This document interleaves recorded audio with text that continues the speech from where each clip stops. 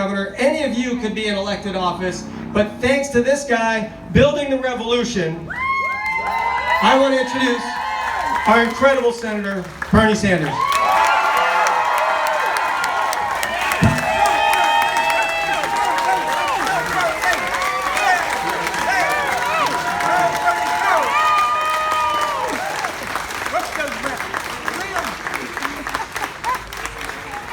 Are you all ready to make a political revolution?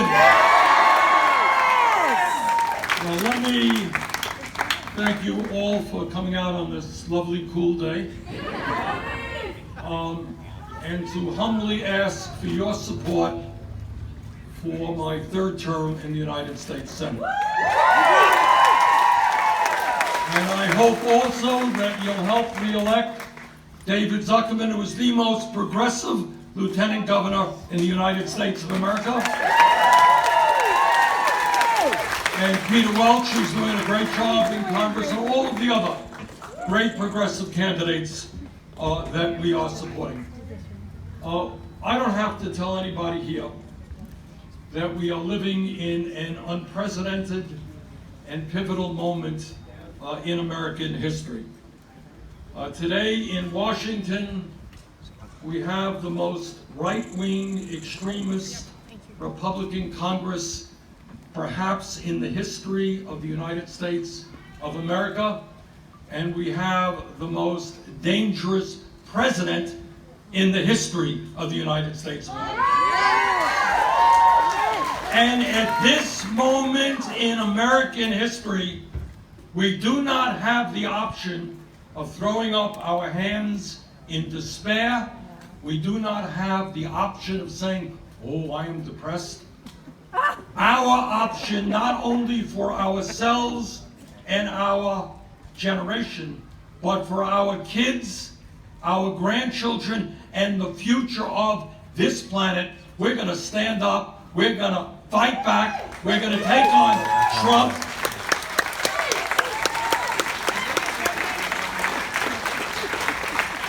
And I want to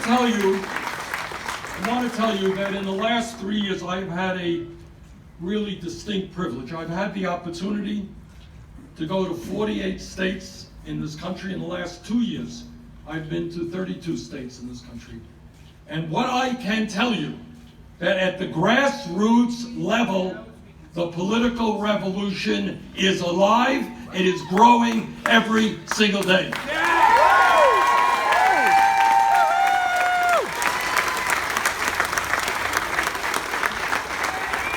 What the political revolution is about is two major principles. First of all, we need an agenda that speaks to the needs of working families and the middle class, not the 1%. And in that regard, I want you to think for a moment, just think for a moment how far we have come in the last 3 years. 3 years ago, when I campaigned for president and I talked about health care as a right,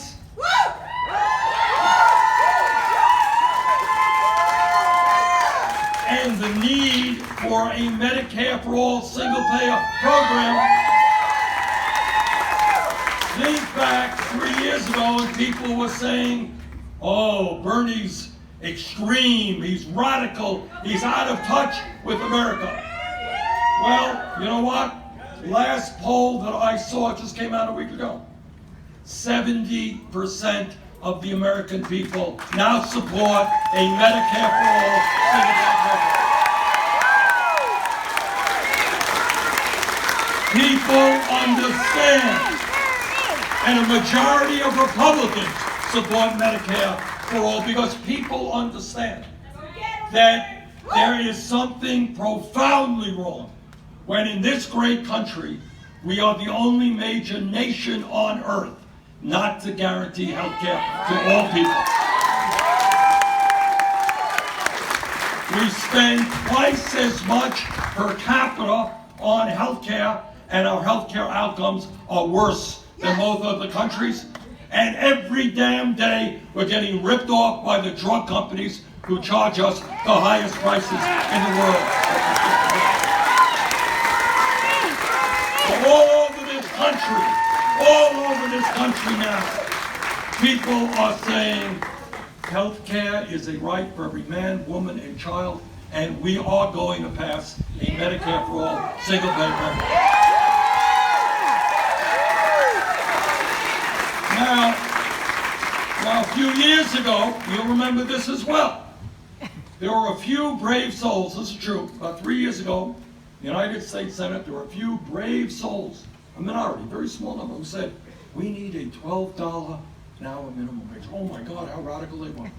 But all over this country, workers at the fast food industry, all over this country, they were standing up and they're saying, you know what?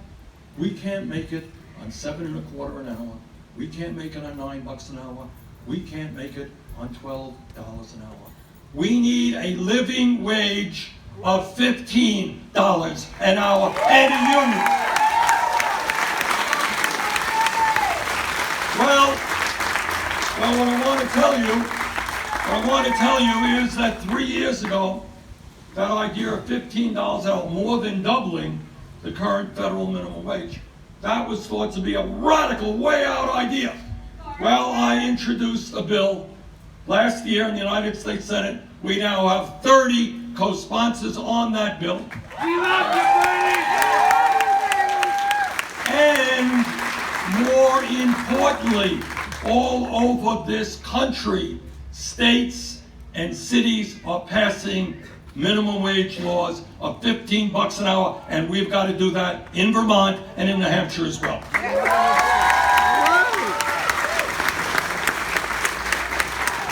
So what was thought a few years ago as being radical ideas turns out not to be so radical when you explain them to the American people. Another example. All of you know that we live in a competitive global economy. We will not do well internationally unless we have the best educated workforce in the world. Yes. And all of you know that hundreds of thousands of bright young people are unable to get the higher education they need because their families lack the money. And many of you, and all over Vermont, are deeply in debt. 50,000, 100,000 in debt. Talk to a young woman who graduated dental school, $400,000 in debt. All right? And all over this country now, people understand what they didn't understand 3 years ago. And that is, we need to make public colleges and universities tuition free and lower the outrageous level of student debt.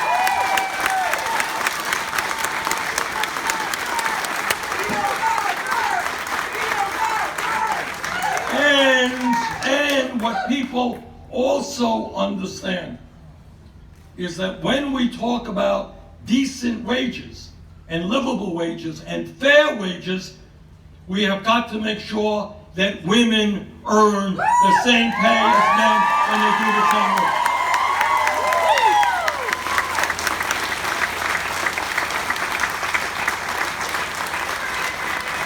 Well, the reality of American politics and economics today is pretty simple. And it's an issue that we have got to stand up and grapple with and take on. Economically in America today, we have relatively low unemployment, and that is a good thing. But despite the relatively low unemployment we're seeing in Vermont and all over this country, real wages for working people continue to decline.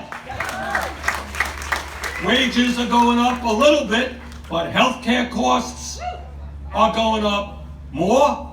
Price of gasoline is going up more. Childcare is going up more.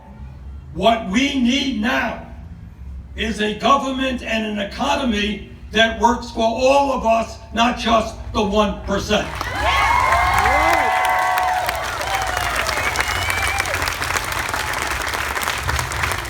And I want to give you an example. I want to give you an example of what can happen when working people come together and stand up and fight back.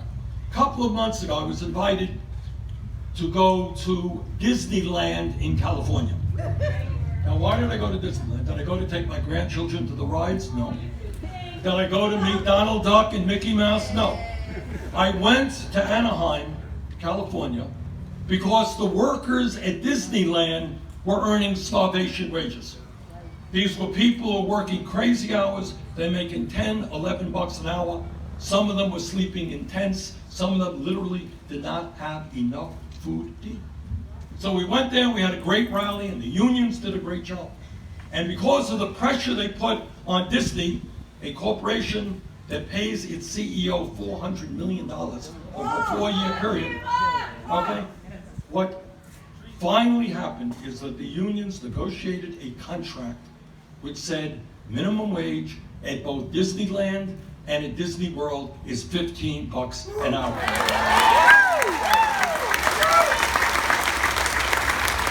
That's what happens when people stand together. Let me tell you what we're working on right this minute. We are in the process of taking on the wealthiest guy in the world, a guy named Jeff Bezos. He owns Amazon. Well, Bezos is worth about $155 billion. Bezos' wealth, listen to this, increases by about $250 million every single day. Got that? Every single day. And yet, he has employees at Amazon working in their warehouses that are making wages so low that many of them are on food stamps, Medicaid, and subsidized housing. So what we say, and we are working on it, we're going to win this fight. We're telling Bezos and the other billionaire owners of large multinational corporations, we're telling them we are tired of subsidizing them.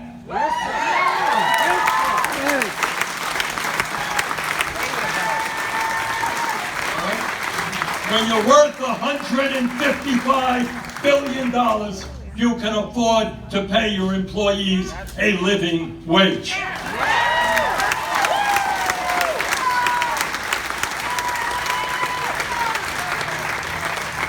The reason we are making change at the grassroots level is people understand that there is something profoundly wrong in our country today. When the 3 wealthiest people, 1, 2, 3, own more wealth than the bottom half of America. When the top 0.1% owns more wealth than the bottom 90%. When 52% of all new income is going to the top 1%. And what the people of this country are saying loudly and clearly, we want an economy that works for working families, not just billionaire class.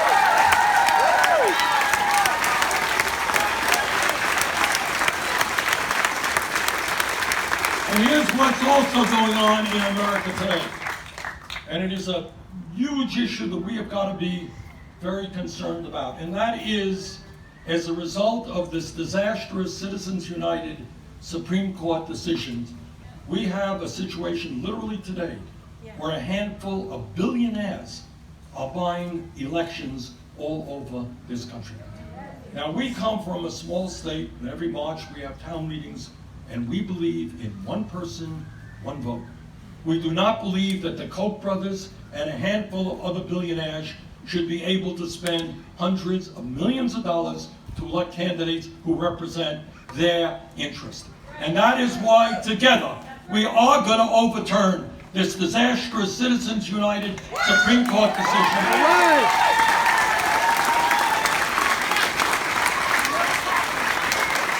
And we are going to move the public funding of elections. I want everybody in this state, in this country, regardless of their income, to be able to run for office without being dependent on super PACs and billionaire campaign.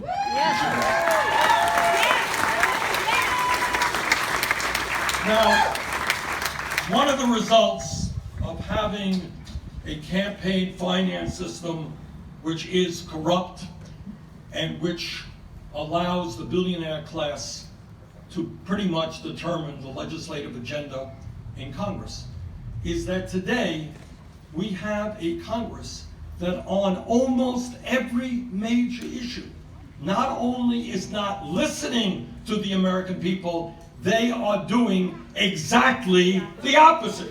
It really is amazing. Media doesn't pick up on it, but it really is amazing. Recent poll, 70% of the American people believe healthcare is a right, Medicare for all, guaranteeing healthcare to all. What do the Republicans do? Their view is not that we have healthcare for all. They tried to throw 32 million people off of the healthcare that they had. Thank God we were able to stop them. But the bottom line is, American people want health care for all. They want to throw millions off.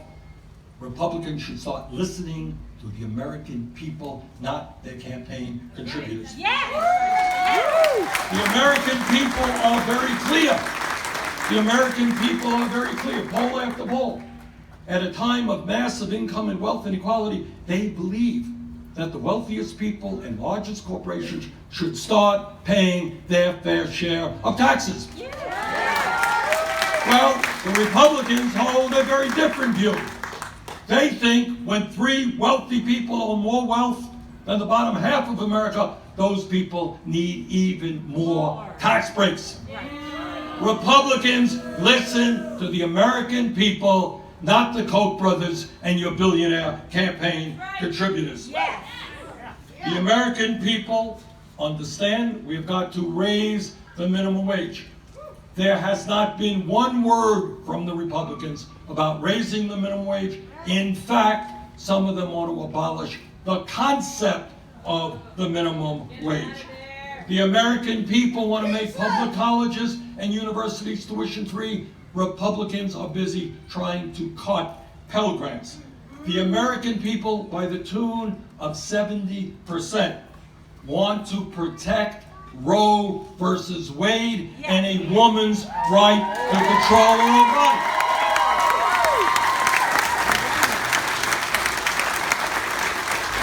And the Republican leadership and Trump are trying to appoint a Supreme Court justice who will move us in exactly the other direction. He's never been pregnant.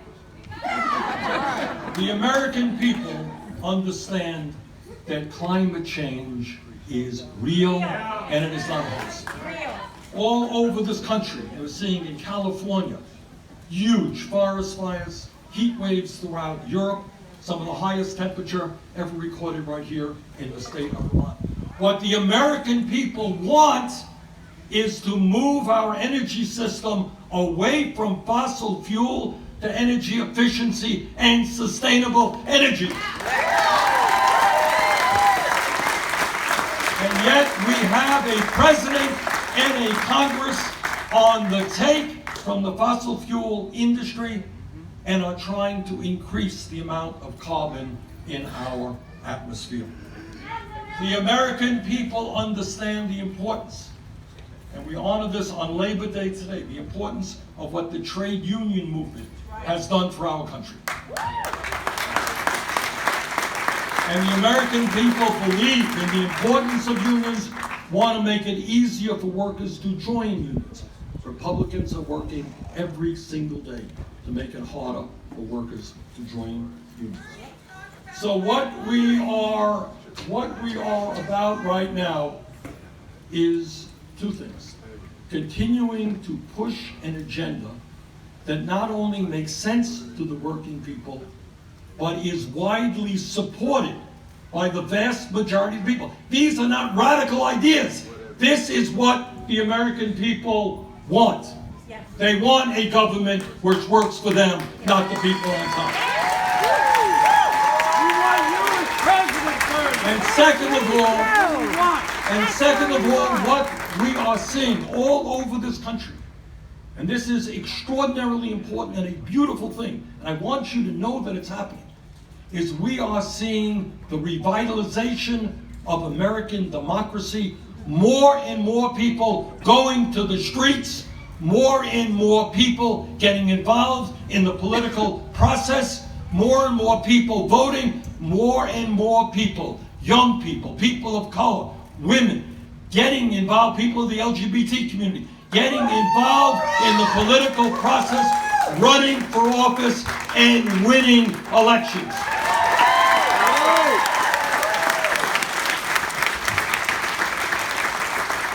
Brothers and sisters, this is a pivotal moment in the history of this country. We have a president and a Congress way out of touch with where the American people are, and they are beholden to billionaires and wealthy campaign contributors. The only way that I know is how we can take on that wealth and the power is to educate and to organize and to bring our people together. Yes. Now we have a president, and I don't have to tell you my views on Trump, you know my views on Trump. But he is doing one thing that no president in our lifetime has ever done. It's not only that he's giving tax breaks to billionaires, it's not only he's throwing people off of health care, but what he is doing for the first time in our lifetime is working very, very hard to try to divide our people up based on the color of their skin, the country where they came from, their sexual orientation, their religious views. Can you imagine that? Yes. A president who is literally for cheap political gain, thinking he could win elections by fomenting hatred against this group and that group. This country has suffered with discrimination from the very inception of this nation. We don't have to talk about slavery. We don't have to talk about the Asian Expulsion Act. We don't have to talk about discrimination against the Italians, the Jews, the Irish, everybody else.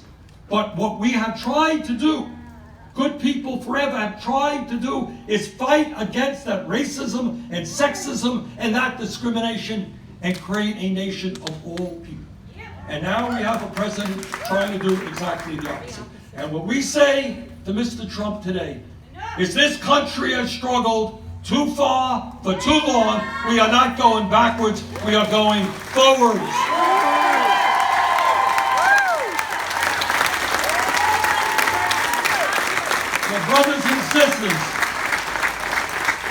Brothers and sisters, in this unprecedented moment in American history, and it is unprecedented, we have got to act in an unprecedented way.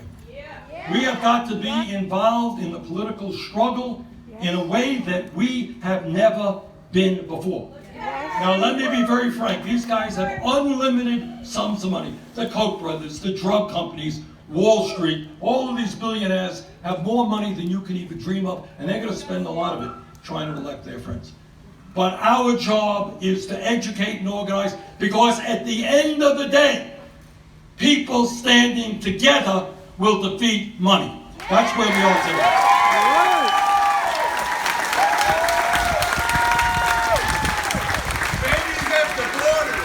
So thank you all for what you have done, what you are doing, and what you will do.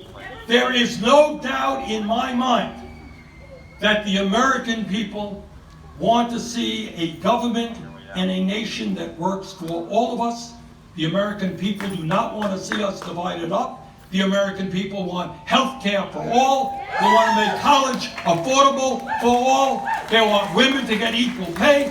They want to rebuild our crumbling infrastructure. They want this country to lead the world in transforming our energy system. They want comprehensive immigration reform. They want criminal justice reform. That is what the American people want. And our job is to bring the American people together and make that happen. Thank you all very much.